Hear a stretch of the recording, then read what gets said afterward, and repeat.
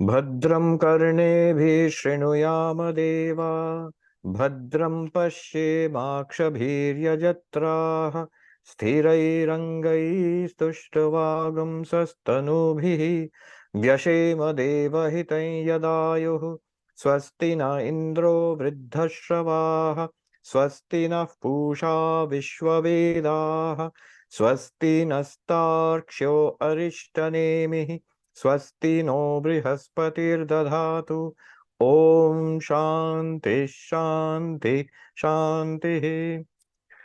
Om, O gods, may we hear auspicious words with our ears while engaged in sacrifices. May we see auspicious things with the eyes while praising the gods with steady limbs. May we enjoy a life that is beneficial to the gods. May Indra of ancient fame be auspicious to us. May the all-knowing Pusha, god of the earth, be propitious to us. May Garuda, the destroyer of evil, be well disposed towards us. May Brihaspati ensure our welfare. Om, peace, peace, peace.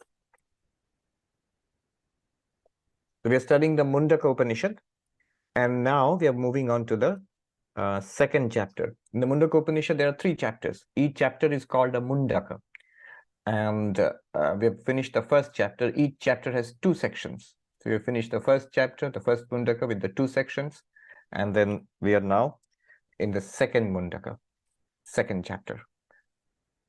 What's the context here? The student, Shaunaka, had asked the teacher, Angiras, "Sir, what is that by knowing which everything can be known?" And the teacher replied, "Knowledge is of 2 kinds, the higher and the lower, the absolute or supreme and the relative. The lower is basically what we all consider knowledge, knowing things in the world, secular things, religious things, everything. He gives a list of whatever was studied, in the Vedic syllabus in those days. Everything is the lower knowledge. In that case, what is this higher knowledge? The teacher said, Parayaya tad aksharam adhigamyate. The higher knowledge is that by which the imperishable is realized. Imperishable meaning Brahman and all that. That's existence, consciousness, bliss. What's the logic here, or what's going on here? The question was, what is that by knowing which everything is known? And the underlying logic is that there is one underlying reality in this universe. That is the material cause, the cause of this universe. If we know the cause, we know the effect. So if you know gold, you know all golden ornaments. If you know clay, you know all clay pottery. And then immediately you realize, what do you mean by know? Knowledge means, what is that thing in reality? So what is this bracelet, this necklace, this earring? What is it in reality? In reality, it's gold. But there are differences, like the forms and the names and the functions. They're all different from each other. Necklace and a bracelet and a ring are different from each other in that sense. But substantially, they're not different. It was the same gold which was made into a necklace. It is the same gold which was melted down and then made into a ring and then melted down again. And literally the same gold is now called a bracelet, a new name, a new form, a new function. So name, form, and function in Vedanta is called Maya. And the reality is Brahman. Now, this is a gold and ornaments example. The claim in Vedanta is that there is an underlying reality to this entire universe, not just ornaments and gold, this entire universe, including ourselves. There is one underlying reality, and that with various names and forms are human beings like us, are animals and plants, are rocks and rivers and mountains and sky and earth and fire and water, all of that. Also the internal world of our thoughts, our desires, our memories, our ideas, knowledge, ignorance, all of that, there is one underlying reality. That's the claim. Just as you would know every ornament made of gold by knowing gold, you know everything in this universe by knowing this underlying reality. So that's the answer to the question. Now, what is this underlying reality and how do we know it? And we know in Vedanta, the answer will be this underlying reality, Brahman, is you. So you are basically knowing the thing by which I know everything. There the question is, how is everything known if you know one thing? If you think about it, if I know biology, I know this, knowledge about living things, but I don't know non-living things. If I know Sanskrit, I don't know English. So how is it knowledge of one thing will give you knowledge of everything? And the logic here is the knowledge of the cause will give you knowledge of all the effects. And that too, all the effects in the sense, what are those effects actually? What are the golden ornaments actually? They are gold. Will it, somebody might ask, will it give you knowledge of the details? No. The details you'll have to find out by yourself, by the individual, sources of knowledge, by seeing, hearing, smelling, tasting, touching, by reading, by experimentation, by science, by religion, all the details will be found out. But the reality of everything is known by knowing the cause. And that is the higher knowledge. But what is the lower knowledge? The lower knowledge has been explored in the last section which we read. First Mundaka, second section, the lower knowledge has been explored. And remember, this is the Vedic context. We're talking about what in the framework of the Vedas. So the lower knowledge in the Vedas is the Karma Kanda, the ritualistic portion of the Vedas. In fact, the bulk of Vedic literature, the 4 Vedas, pertains to various kinds of rituals. It is the religion of do's and don'ts. Lead a pious, ritualistic life, and you will get what you want in this life and after this life. So a pleasant life will be assured to you, a balanced, sustained, good life. But there also, it was shown that, as we saw in the last section, even if you follow the Vedic ritualistic life, or in general, if you are a good person, pious person, then you will have a good life in this world. And after death, you will go to higher worlds. There are different heavens, and there you will have an even better life. But all of that will come to an end. And not only with all of these things are impermanent, they're also dissatisfying. Even after enjoying this world and knowledge and health and family and youth and education and fame and power and success, even after enjoying all of this, atripti, there is no fulfillment. One can say, been there, done that. Yes, been there, done that. So are you fulfilled now? There's nothing more you want in life. You're done. Nobody says that. So the heavens, after this also, we will go to heaven. Leading a good life, you go to heaven. Much better pleasures are available there. Much higher pleasures, a much better life. Supposed to, that's the belief. But even the point is also applied to that. Those are also temporary, and there is also atripti there, the lack of fulfillment. And it will all come to an end. So the final conclusion was, having examined the worlds produced by karma, pariksha lokan karmachitan brahmano, the spiritual seeker should examine life. If you are intelligent, he's not telling you not to enjoy life. Go ahead. Education, success, power, health, youth, money, fame, achievement, all of that. Go ahead. Please go ahead. But intelligently take a look. What did it do for me? What has it done for others? And can it be a final end of life, final goal of life? And we will all come to the conclusion. Americans say it's a no-brainer. It's a no-brainer. You'll come to the conclusion that it is not ultimately fulfilling. Nastya krita kritena. The uncaused cannot be produced by cause. Krita means doing something, producing something. The uncaused, that which is beyond cause and effect. So Brahman cannot be attained by by Vedic karma kanda, by rituals, by actions, no matter how good, no matter how virtuous, because they are limited. Actions are limited, so the good results of good actions are also limited. They will last for some time. They will give you some results, but not fulfilling, and they will all be over after some time. So the uncaused, akrita, cannot be produced by any cause you set in motion. So nasti akrita kritena. Then what will be the result of this analysis? Nirvedamayat. You will attain to dispassion. You will no longer you're overwhelming, you will be overwhelmingly world-centric, worldly. No. We will realize that That cannot be the goal of life. This temporary, evanescent, vanishing world cannot be the goal of life. Is there any other goal higher than this? Yes. So there is this ultimate reality. If you realize that, you go beyond limitation, you go beyond death, you go beyond fear, you go beyond want. It's an amazing thing. And how will you get that? Paravidya. This is the original question. What is that by knowing which I know everything? We can also say, what is that by getting which I get everything? That is the quest now.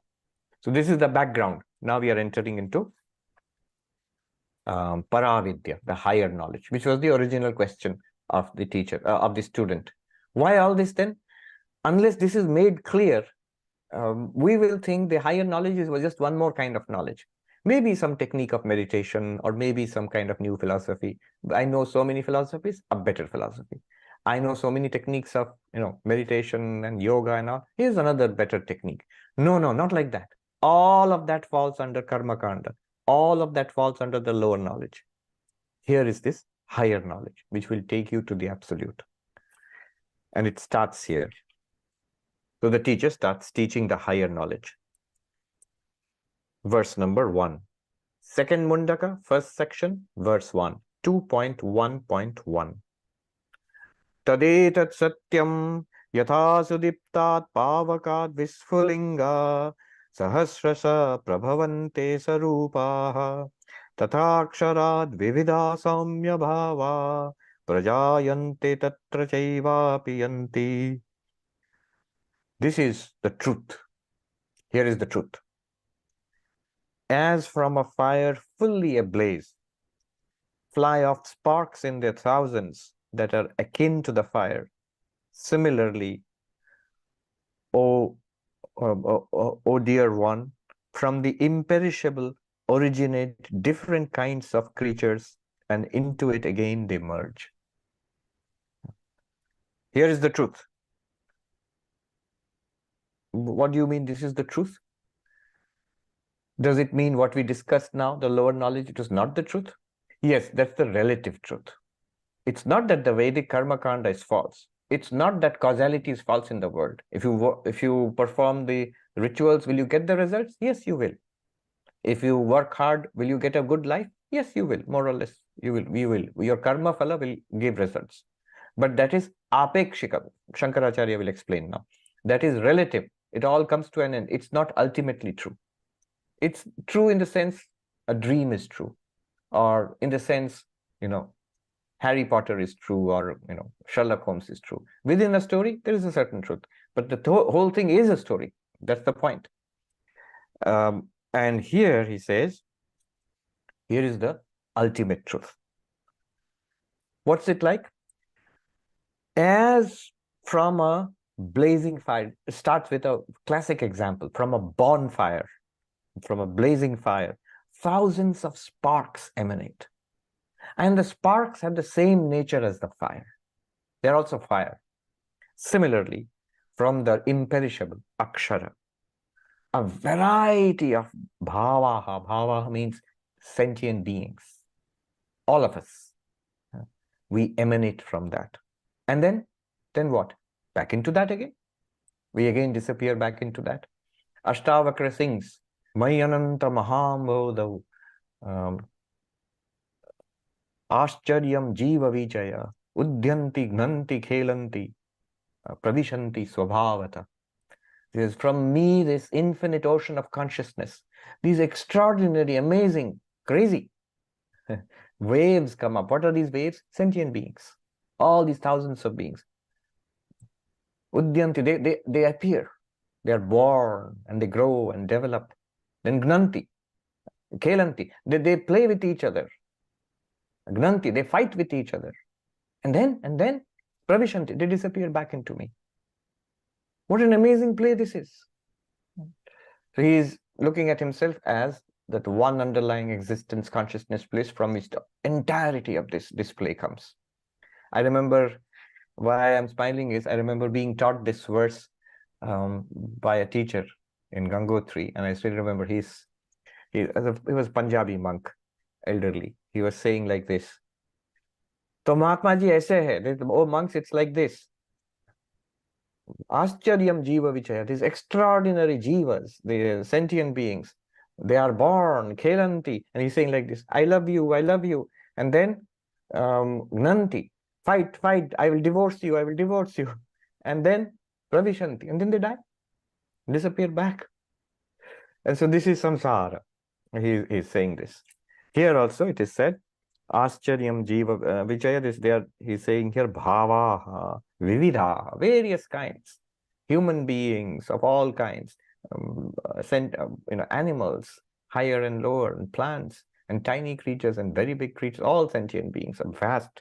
Notice he makes no distinction between human beings, that as if we are the only sentient beings or as if we are the only ones with soul. No, all living beings are sentient beings. All beings, living beings have souls, including the tiniest of creatures. So the point here being, they all share, just like the spark of the fire has the same nature as the bonfire. Similarly, every sentient beings, no matter what the variety, what kind, what species, how happy, how sad, how developed, how primitive, all beings are pure consciousness, are Brahman, existence, consciousness, bliss. Right. Now, Shankaracharya makes some very nice observations, which I will tell you a little bit about. So the Upanishad, the teacher says, Tade tat satyam. Shankaracharya says, Apara vidyayaha sarvam karyam uktam. The lower knowledge and the effects of lower knowledge have been discussed. Where? In the section just before. What we just did, the section just preceding, the lower knowledge discussion is over. Now, Sacha samsaro yatsaro yasmat mula aksharat sambhavati yasmischa praliyate tad aksharam. That akshara, that imperishable. What is that imperishable? We don't see any imperishable here. You see samsara, this world? Yes. The essence of this world. It's like trying to explain what is gold to somebody seeing golden ornaments and doesn't know what gold is. What's this gold you're talking about? Do you see the necklace? Yes. Do you see the bracelet? Yes. Do you see the ring? Yes.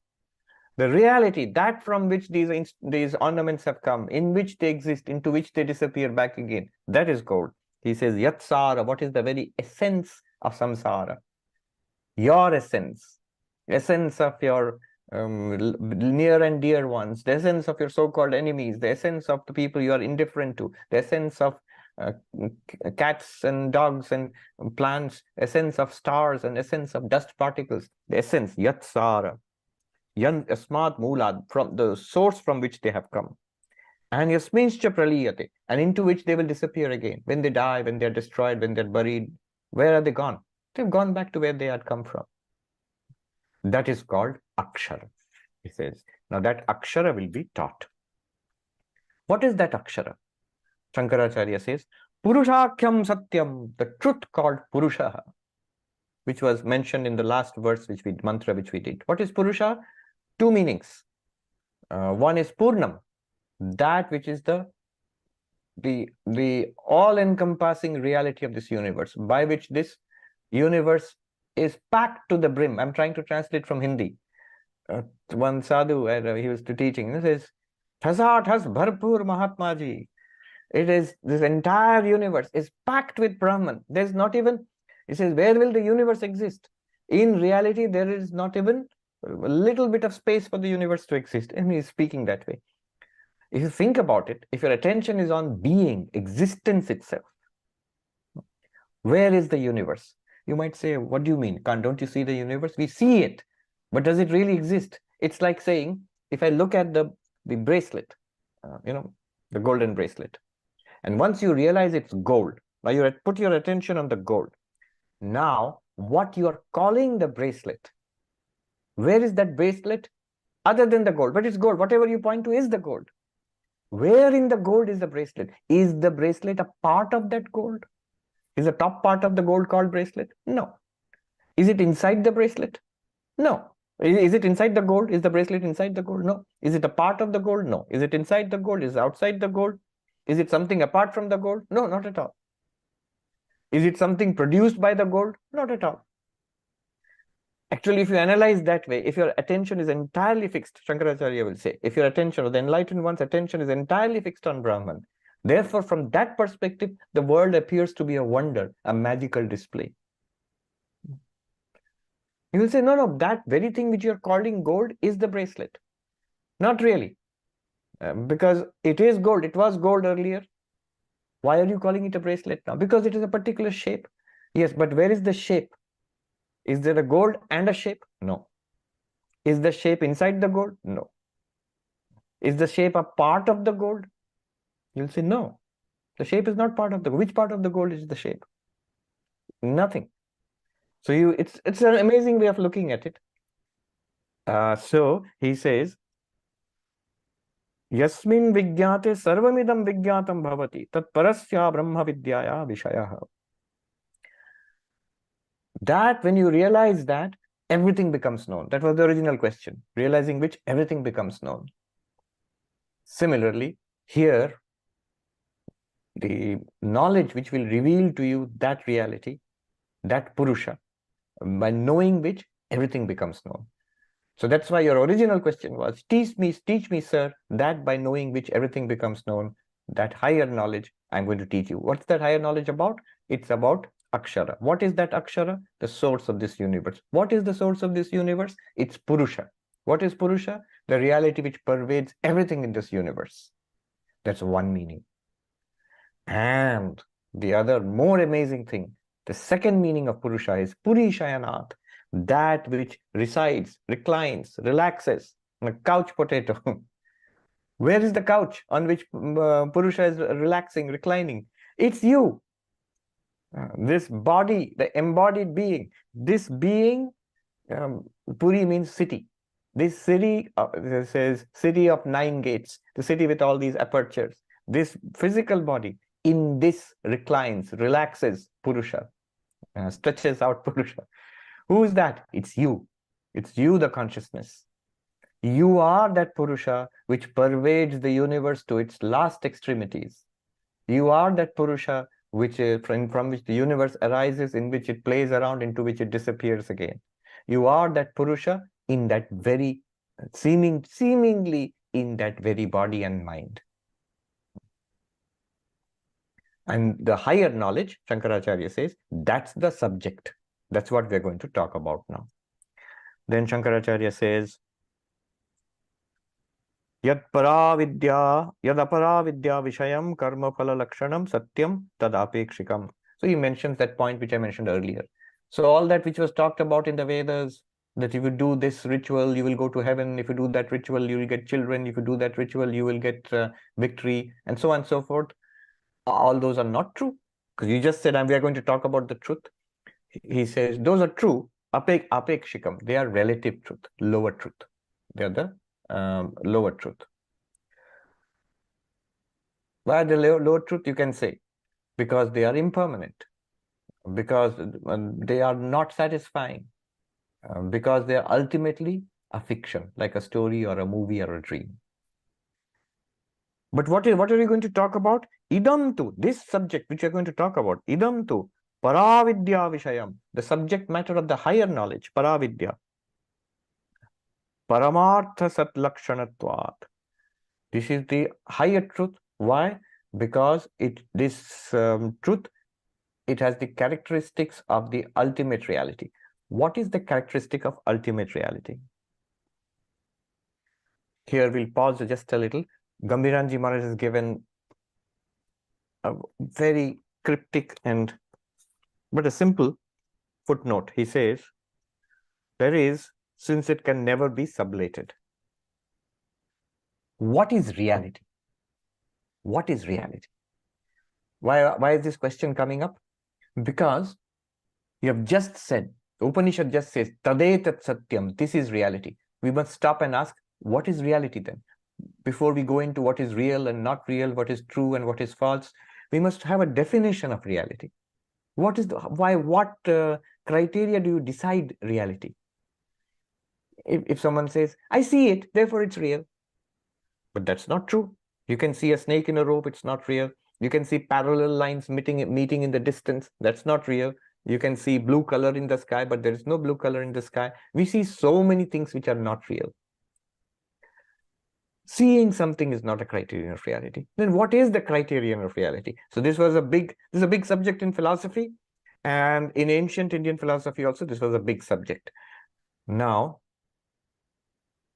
what is reality? Different criteria were evolved by different schools of philosophy. Let me give you two criteria and contrast them, the Vedantic and the Buddhistic criteria, and then we will move ahead. You'll get an idea of what is meant by truth. And what does Shankaracharya mean? Higher knowledge shares the characteristic of ultimate truth. So what is ultimate truth? What is the criteria? The Buddhists say, Artha Kriyakaritvam Satyatvam. Practical efficacy is reality. I'll repeat, practical efficacy is reality. What does that mean? Something is real if it works the way it is expected to work. If it gives results the way it is expected to give results. For example, so you see water and you go near that water and drink it. What would you expect? My thirst will be quenched. It will be wet to the touch. My thirst will be quenched. It will behave like water. Practical efficacy. The object should behave the way it is supposed to behave. If you go near that water and suddenly realize it's not there, just sand in the desert, and you say that it's not water, it was not real, just looked like water, but it's what is called a mirage. So the Buddhist will say, why is the mirage water false? Because it did not quench your thirst. It did not quench your thirst. It is not wet to the touch. None of the characteristics of water were present in that mirage water, except that it looked like water. So, are you with me so far?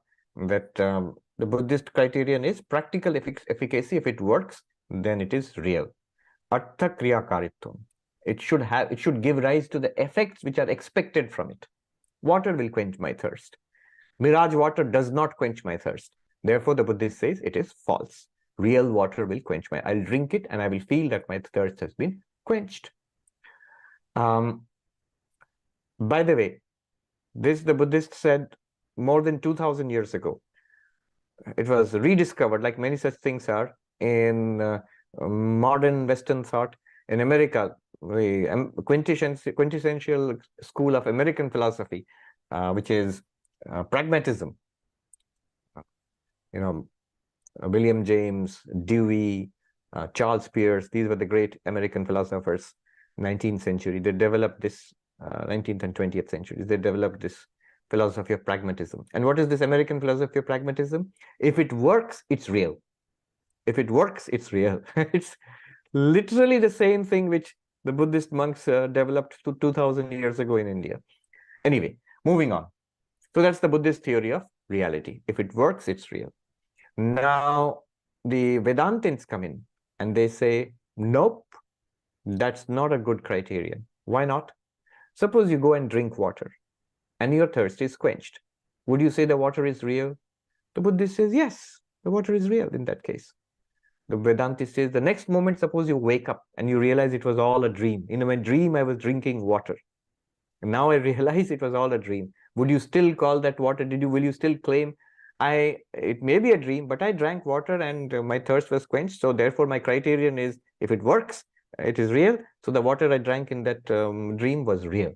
No. The doctors who keep insisting that you should drink more water, they will not be impressed if you tell them I drank a lot of water in my dreams. No, you have to drink your water in your waking state, not in your dream, because that is not real water. It cannot be counted. So then what is the criterion? Practical efficacy cannot be the criterion. You drank water in your dreams and your thirst was quenched, and yet it is not real. You are now admitting it could be a false thing. It could be a dream. It could be fiction. Then the Buddhist will say, all right, wise guy, what's your criterion of reality? What is the Advaitic criterion? Tell me a criterion of reality. The Advaitic criterion of reality is abhaditatvam, satyatvam. That, a trikala abhaditatvam, which cannot be sublated in the 3 periods of time. That which cannot ever be sublated. That's what Gambhiranji has just pointed. All of this is packed into those 3 words which Gambhiranji has written down in the footnote. That which cannot be sublated is real. What is sublation? Sublation is correction of error. Sublation is Sublation, is equal to correction of error. What do you mean correction of error? You see a snake, and then you suddenly examine it and closely and realize it's not a real snake, it's a rope. So it's corrected. You see water, you examine it, it turns out to be mirage. Oh, it's not real water. Then it's sublated. Sublated means an error has been corrected. It was not so. Shankaracharya says, Atasmin tad buddhi. What is not there, I'm seeing there. I suddenly realize it was not so. What I thought was not so. Now I know the truth. That is correction. An earlier knowledge is cancelled, shown to be ignorance, and now new knowledge comes that this is the truth. It is not Y, but it is X, like that. This is the criterion of truth. What is the criterion? Something that can never be cancelled. That alone is the truth. Something about which you will never ever get a knowledge. Oh, this is not true. I have now know the truth. I thought it is X. Now I know it is not X. That will never happen. What is the only thing for which it can never happen? For the only thing which can never be corrected. The only thing that can never be negated, never be cancelled. What's the only thing? You as, yes, you as consciousness, not as body. Body can be negated. It might be dreaming. One day the body will die. One day the body, you will get the feeling one day that I am not this body, out of body experience or something. Or this body is an appearance, something. But the only thing that cannot be negated is you, the consciousness, you, the awareness. Think about it. Is it possible to negate, cancel, sublate, correct that there is awareness? Correction of awareness would be, no, there is no such thing as awareness. I realized, I thought earlier there was awareness, consciousness. I existed. Now I realize there is no such thing as awareness, consciousness. I do not exist. I have now realized. On the face of it, this is ridiculous. Look at the statement. I thought it was a snake. Now I realize it was not a snake, it is a rope. Perfectly all right. But put it in this way, I thought I existed. Now I realize I don't exist. Ridiculous. Who is saying I don't exist? You. You do exist. In order to cancel yourself, you have to exist. In order to cancel consciousness, you have to be this conscious entity. How else will you cancel it? So that is by logic. It is virtually impossible.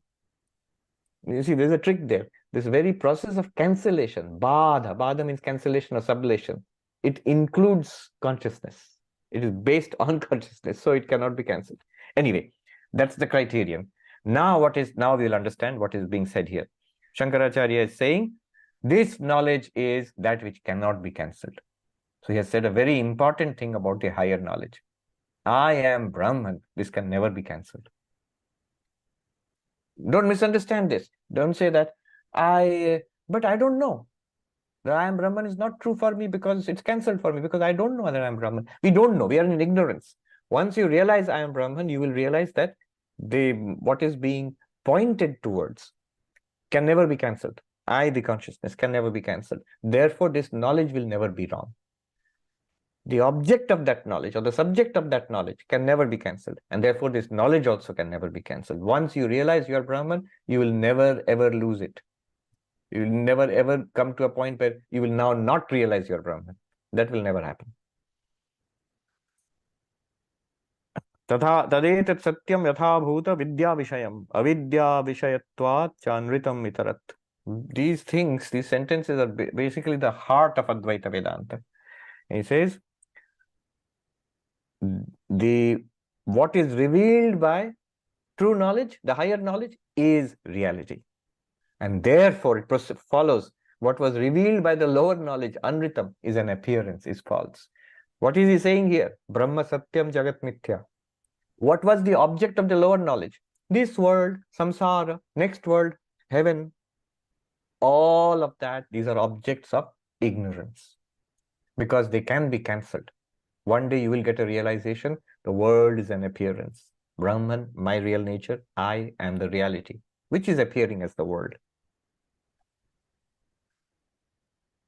Then, why is this example given?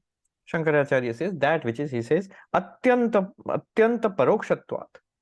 Because this reality we are talking about is entirely beyond the range of our senses. What is within the range of our senses? What I can see, this is called pratyaksha. What is presented to my eyes, what I can hear, what I can smell, what I can taste, touch. This is within the range of my senses. But that which is beyond the range of my senses, does heaven exist? Does Atlantis exist? So, things which are far away. They are called paroksha, beyond the range of our senses. But they can be revealed by other sources of knowledge. Books can tell me, scientific investigations can reveal, religious books can tell me about the existence of heaven. Whether you believe it or not, that's a secondary thing. But they reveal to you that which is beyond the range of our senses. But this one is even beyond that. Nothing, neither senses can reveal Brahman, nor mind can reveal Brahman. Rather, senses and mind are revealed by Brahman. You, the consciousness, you shining, your mind is revealed. What is mind? Mind is nothing but the contents which appear in consciousness. That's all. And further, the senses and their objects, eyes and forms, ears and sound, and so on. And the whole thing is revealed by consciousness. They cannot reveal consciousness. You can't see consciousness, hear consciousness, smell, taste, touch consciousness. You cannot think about consciousness. So, Swami, aren't we just not thinking about consciousness? You're trying to. But what this trial also, this trying which we are doing, this is also being continuously revealed by consciousness. Only you can be consciousness, which you are, which we all are. That's what Vedanta is trying to point out. In order to make it easier, Shankaracharya says, these examples are given. Which example? The example of fire and sparks. Fire and sparks. Here, the Vishishtadvaitin will become very happy. See, one fire, big, sparks are tiny parts. Similarly, Vishnu is big, and we are all tiny parts of Vishnu. We are emanations from Vishnu, Narayana. We are tiny sentient beings. Part and whole, Sesha Sheshi. But Shankaracharya does not support that. He says the point is not part and whole, not big and small. He says Sarupa. He says, look at the word in the Upanishad itself. Of the same nature. What is of the same nature? Brahman is pure consciousness. And all sentient beings like us who have emerged from Brahman, we are pure consciousness. That's all. Not part and whole, big fire, small spark, not like that. Not one fire and thousands of sparks, not like that. Shankaracharya concentrates on the essential nature of fire, which is pure, and the essential nature of the sparks. Similarly, the essential nature of reality is pure consciousness, and the essential nature of all sentient beings emerging from the reality is pure consciousness. That's all. Then Shankaracharya himself gives another example. Akashadiva Ghatadi Parichinnaha Sushira Bheda Ghatadi Upadhi Prabhedam Anubhavanti. Evam, he says, just as space, vast, all-pervading space. Now you make pots, jars, pots, cups, rooms, buildings, stadium, and you see how the space seems to be divided. Here is a little space in this cup. Here is a bigger space in this pot, a bigger space in this jar, a bigger space in this room, and a separate space in that room, and a separate space in that building, and so on. And countries make divisions. My airspace, my territory. So dividing space. And yet we all know, has space been divided actually? No. It is one space. It seems to be divided. Consider this. People get confused here. Consider this: a 1 liter bottle of water. Now, if the bottle is empty, or suppose there's a 1 liter bottle of water. It has a certain space within it. Now, when you move the bottle around, does the space move around with it? The space within the bottle, does it move around with it? No. It seems to. If you move, there's water in the bottle. If you move the bottle around, does the water move with the bottle? Yes. Otherwise, you'll make a big mess if you would move the bottle, if the water stays where it was. No. So the contents of the bottle move with the bottle, but space does not move with the bottle. Even the so-called space within the bottle, it is not true. It is bottle moving through space. Similarly, our rooms, we think this is a fixed space. I am in this room. No, I am in this room, no doubt about it. This body is in this room, the furniture in this room, even the air to some extent in this room, though it is permeable, but the space is not in this room. The space of this room, actually the room is in that space. It is moving as the earth rotates. This room is moving at high speed as the earth revolves around the sun. This room is rushing through space in high speed. The space is not moving along with the earth nor with this room. Similarly, you are this limitless consciousness, and these bodies are like these little pots and cups and all. You are not limited by these bodies. These bodies appear and we seem to be in the body. I am going from this room to that room. I am going from this country to that country. I am moving. No, you are still, and the body is moving around in you. It's because our viewpoint is this body perspective is there. Therefore, we feel I am in here. You are not in the body is in you. You are not in Vedanta society. Vedanta society is in you. You are not in Manhattan or New York. New York is in you. The United States is in you. The world and the universe is in you. Just as space is not in the bottles and cups and jars. All of them are in space. That is Shankaracharya's example. Just as whatever, when you are in your dream, you're walking around talking with people, there's a city around you, gardens around you, space, sky and earth. You seem to be in that. But what is the truth? When we wake up, we realize all of that was in us. The city was in us, the sky was in us, the earth was in us in the dream. Exactly like that. The Upanishad claims, right now, that's a fact. This is all in you, the consciousness, right now. So just as all these little spaces, they seem to be separate, but they are not. They're only separate because of these bottles and cups and jars, which are called upadhis. Evam, in the same way, it's not about cups and bottles and jars. It's about, or space. It's about nana nama rupa krita deha upadhi prabhavam anuprajayante tatra chaiva tasminneva akshare api yanti deha upadhi vilayam anuliyante ghatadi vilayam anueva sushira bhedaha. Just as when the pots are broken, it seems that the pot space merged into the greater space.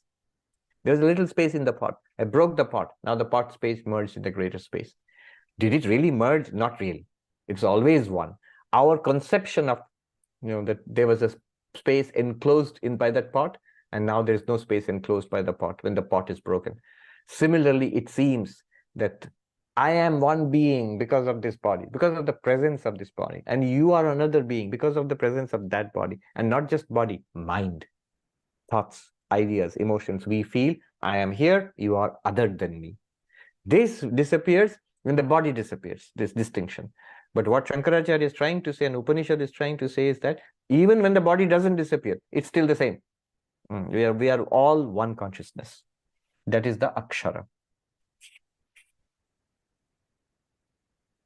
So, what is the final meaning of this? Tadetat Satyam. This is the ultimate reality. Why ultimate reality? This reality, Akshara, cannot be sublated. There is no possibility of cancelling it. No possibility of ever saying, I thought it was Brahman. Now I realize it's not Brahman. That can never be. When you realize Brahman, that's it. And he gives an example. As from a well-kindled fire, a bonfire, thousands of sparks emerge of the same nature as the fire. Similarly, from this one limitless consciousness emerge, quote unquote emerge, all sentient beings. Why not really emerge? Because just as if you make lots of pots, you have not created lots of little spaces. You only seem to have created lots of little spaces.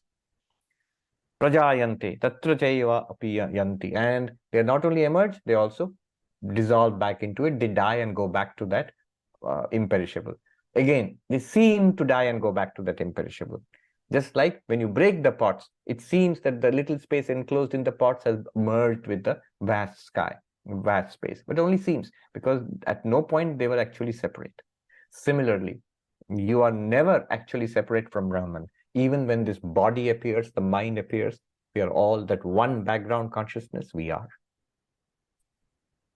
Next, goes on talking about that ultimate reality. Divyo yamutta purushaha sabhayabhyantaro hyajaha aprano yamana shubhro yaksharat paratah paraha. Translation. This Purusha is luminous or transcendental. It is formless. And since it is coextensive with all that is external and internal, and since it is birthless, I mean, technically Purusha is male, so it's he. But I'm saying it. It is birthless, therefore it is without vital forces and without mind. It is pure and superior to the other superior imperishable, Maya. You should put in you or I. I, the Purusha, am transcendental and self-luminous. I am formless. No. Therefore, you can't be the body. Body has form. So you can't be the body. You're formless. I am coextensive with all the external universe and the internal universe. I am birthless. And therefore, I am without prana and without mind. I am pure and beyond Maya. This is the meaning of this mantra. Let's look at it closely. Divya, literally it means shining. Shankaracharya says, Dyotanavan, shining. Swayam Jyotihi, self-luminous. So what is self-luminous? My own knowledge of myself. I know I am. But let's think of, how do I know that I am? See, whenever I know something, I know it by a certain means. It is always a logical question to ask, how do you know this? I know there is a book in front of me. You can ask, how do you know that? I'll say, because I see it. And that answer satisfies you. What happened? I am the knower, and I claim that I've known an object of knowledge, book, and I've deployed the instruments of knowledge, eyes. So I, the knower, with the instrument of knowledge called the eyes, have known this entity called the book, the knowable entity. So three things are involved here: knower, instrument of knowledge, and knowable object. In Sanskrit, pramata, I am the pramata, the conscious entity. Pramana, source of knowledge, eyes, ears, nose, tongue, skin.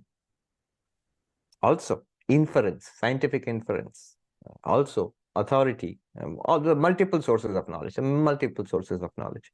And by this, what do we know? We know knowable things. Knowable things in Sanskrit, prameya.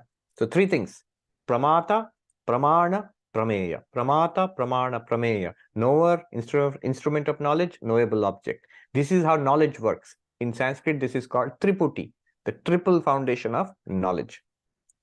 Why am I saying all this? This is how we know anything. And therefore, this is the whole field called epistemology, study of knowledge.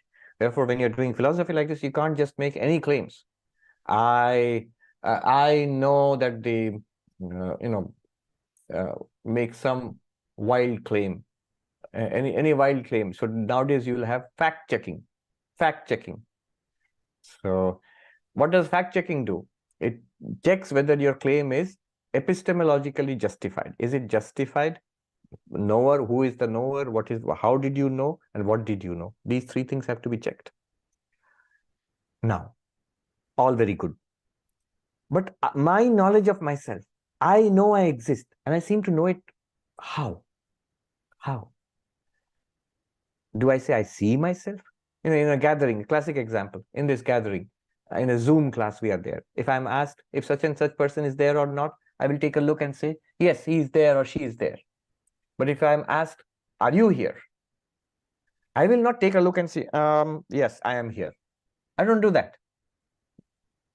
If people have come to the class and they've signed their names, Was such and such person there in that class? And we took a look at the register, and we say, yes, that person was there. Yes, that person was not there.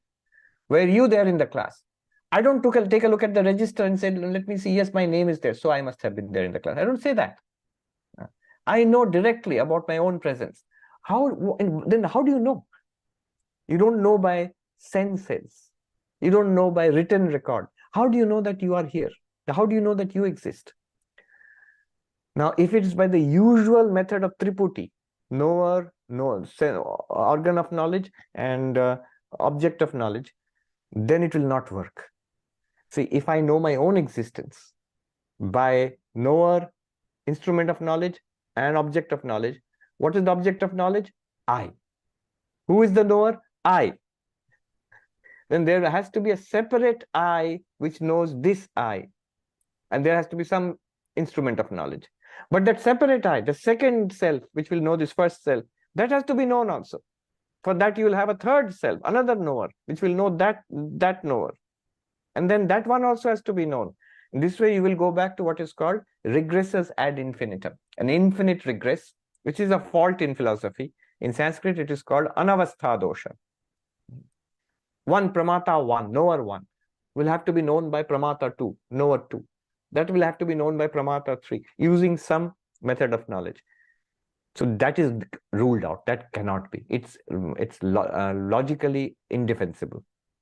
In that case, if we are not knowing by the method of knower, instrument of knowledge, and knowable object, then the only option is, and clearly I do know my own existence, it must be a self-revealed existence. Self-revealed existence. This is called swaprakasham. Shankaracharya calls it here Swayam Jyoti.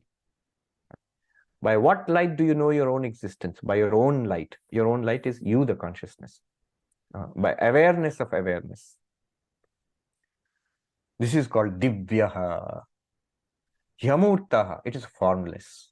Notice, the world has form. Form does not mean only what you see. Shapes and colors, certainly that is form. But also, sound and taste and touch and smell, they also have certain kind of forms. They have distinctive features, each one. And then ideas, memories, they all have configurations. But you, the consciousness, you are formless. What form do you have? So all forms are revealed to you, but you by yourself are formless. Purushaha, the same word which we have seen earlier. You, that consciousness in this body-mind system, which seems to illumine this body-mind system, is the same consciousness which is Purnam, which fills the entire universe, which is coextensive with the entire universe. Sabbhahyabhyantaraha. Therefore, it is coextensive with everything internal. Every thought, feeling, emotion, idea, desire is illumined, appears in that consciousness which you are. And the absence of all thoughts, feelings, desires, ideas, memories, called deep sleep, that also appears in that consciousness which you are. And the external world also is grounded in that consciousness. It derives its existence from that consciousness. So that consciousness is not only Chit, it's also Sat, being, pure being. Sabbhahyabhyantar, it is internal and external. That means internal and external universes appear in it. Yajaha, it is unborn. It is not created. It is not caused by anything. The entire universe appears because of Brahman, but Brahman does not appear because of anything else. It is unborn, uncaused. It's beyond causality. And if it is unborn, in that case, all other modifications are denied of it. Shankaracharya says, Ajo na jayate kutaschit. It is not born from anything. Therefore, sarva bhava vikaranam janimulatvat. Shankaracharya says, since all modifications in life, everything in samsara starts with origination, birth, creation, production. What are the changes? Growth, development, aging, deterioration, disease, death, or any material thing, production, then wear and tear. We say, what is it called? Depreciation, depreciation, and then destruction. All of that starts with what? Origination, birth. So the Buddhists have a typically, pessimistic attitude of this. They will say, So birth, every birthday. So therefore you are one year closer to the end. Congratulations. Birth is the start of death. Birth is the production, arising is the start of cessation. Because it's a continuous process of going towards destruction. So he says, Jani Mulatvat, because all changes, all such, growth, aging, disease, death, all of them origin in birth. If it does not have birth, it is free of old age, disease, death. Consciousness, you, Brahman, you are ajaha, unborn. So you're free of old age, disease, death also. Simple, direct claim here. So he's ajaha, since you're uncaused, unborn. And therefore, he says, ataha, therefore, ajara, beyond old age. Old age, wrinkles, disaster, what's happening to me? No, you have no wrinkles. Consciousness does not have any wrinkles. Modern physics is saying that even space has wrinkles, wrinkle in space-time. Say space and time have wrinkles, but you, the consciousness, beyond space-time, beyond Maya, you have no wrinkles. Amrita, ato amrita, therefore, you are immortal. Not born, you will never die. Akshara, imperishable. Dhruvam, you are the unshakable reality of this universe. Abhayam, you are beyond fear. So what is the upshot of all this? Right now, you are beyond fear. Do not be afraid of anything in life and death. Neither life nor death. It's nothing to you. These are appearances on the screen of the movie which you are. These are dreams which appear to the, like the dreaming mind. Similarly to consciousness, the dream called life appears and the dream called death appears. You are free of both. All right. Beyond, and it does not have aprano hyamana shubhra. So Brahman is the cause of this universe. So does it have a body and a prana and a mind to create this universe? No.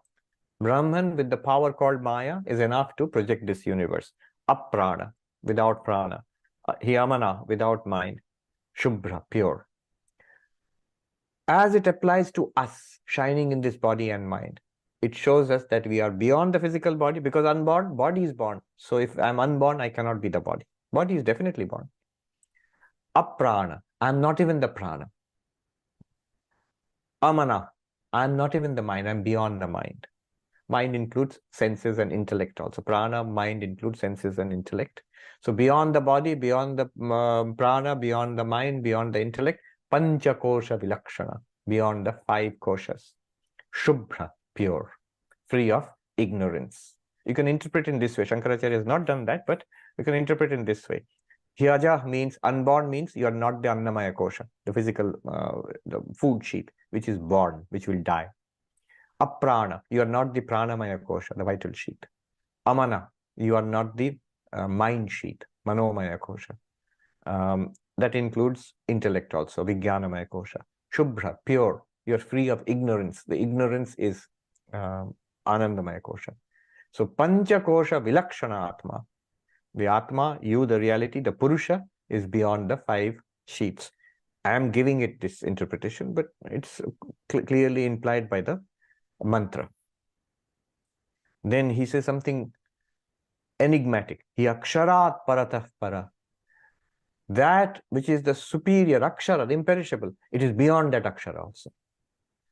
Now, this is something that is sometimes confusing in the Upanishads. The same word will be used in different senses.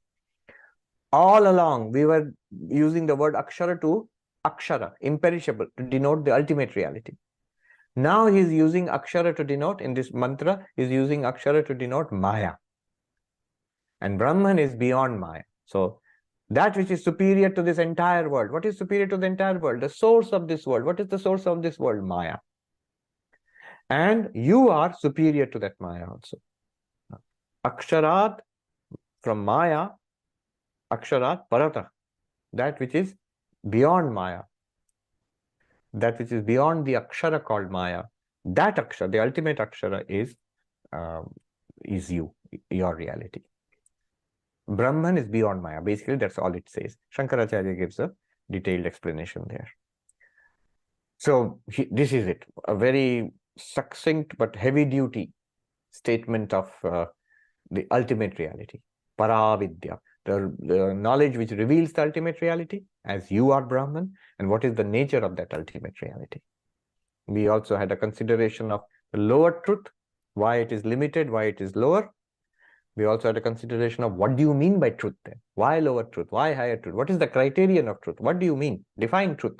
So we got that definition. Trikalavadhyatvam satyatvam. That which can never be cancelled, never be sublated in all the 3 periods of time.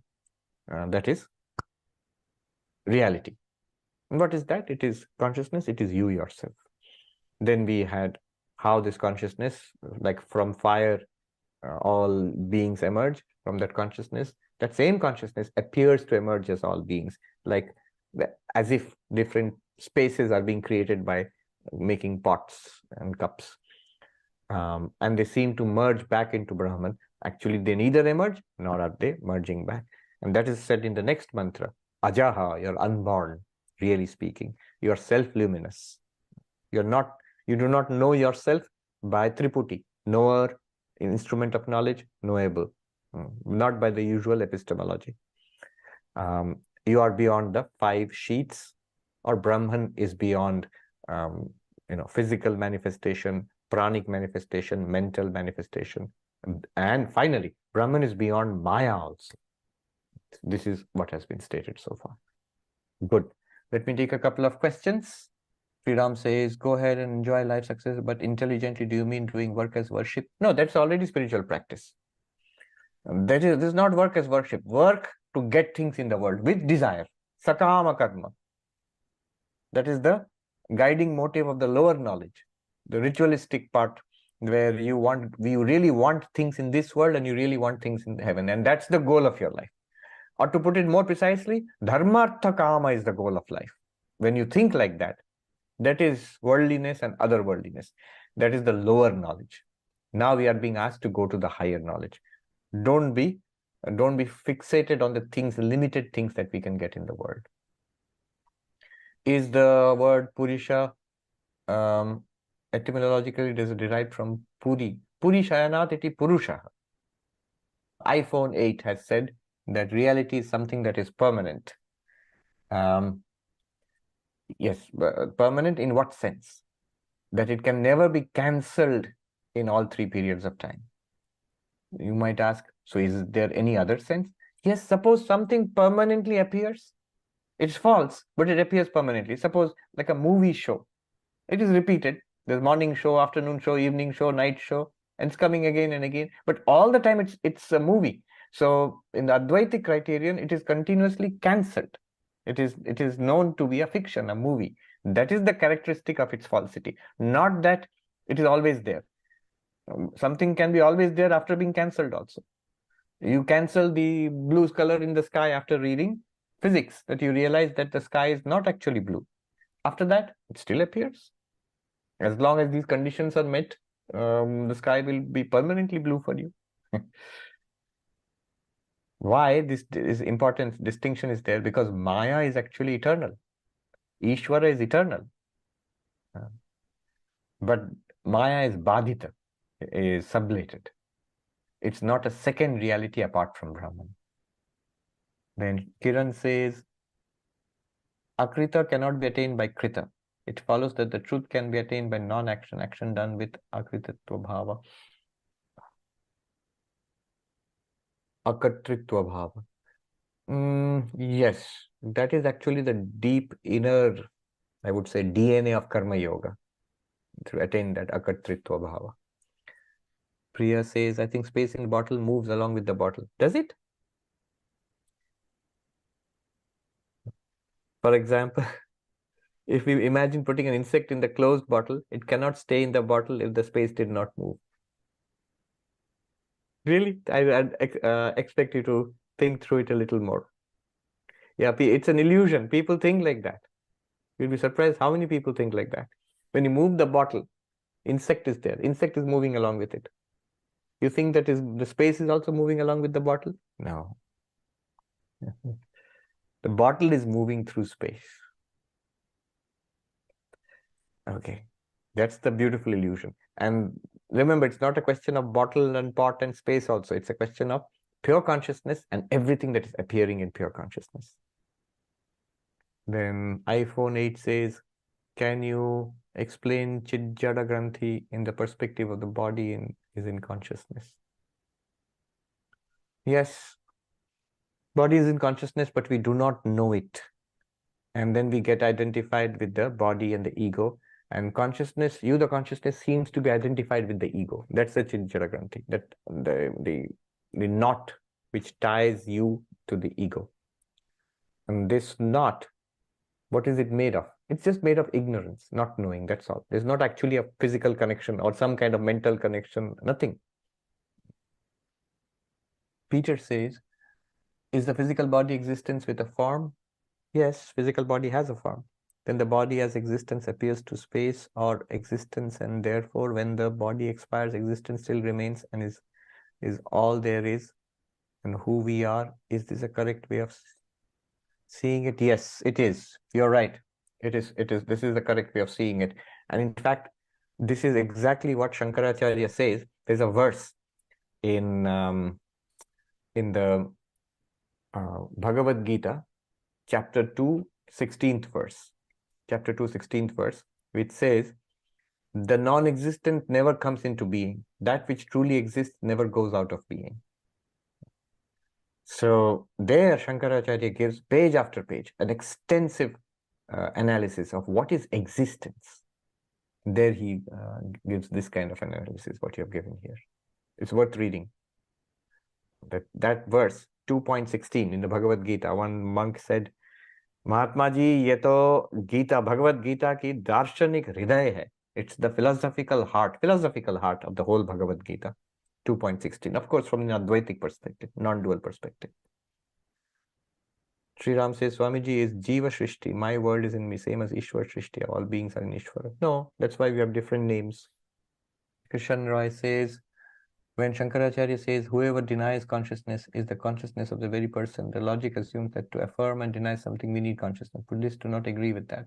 They do not agree with the existence of Atman to begin with. So I wonder whether a Buddhist wouldn't agree with Shankara's logic. They would not, but they don't have any good answer to it. I haven't still seen a good answer to this question. See, this whole question of sublation, correction, this is a peculiarly Advaitic idea, which I don't know what the Buddhist response to that would be. Michael Bird says, are you familiar with the teachings of pre-Socratic philosopher Parmenides? He has a strikingly similar theory of reality that seemingly multiplicity of existing things, including their forms and motion, are but an appearance of a single, immovable, formless, eternal reality being. I'm completely fascinated that his philosophy is so aligned with Advaita Vedanta. Yes, and it's amazing that you should mention it, because right now I'm reading Parmenides, and there's an excellent book. It's called Reality, and it's by, let me just quickly check. I just recently acquired that book, Reality. This is by Peter Kingsley. It's an amazing book. It's recommended by Bernardo Kastrup. And he says that these are at the root of the Western philosophy of non-duality.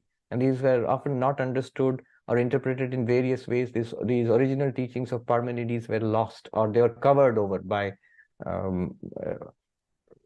by inaccurate interpretations and translations later on.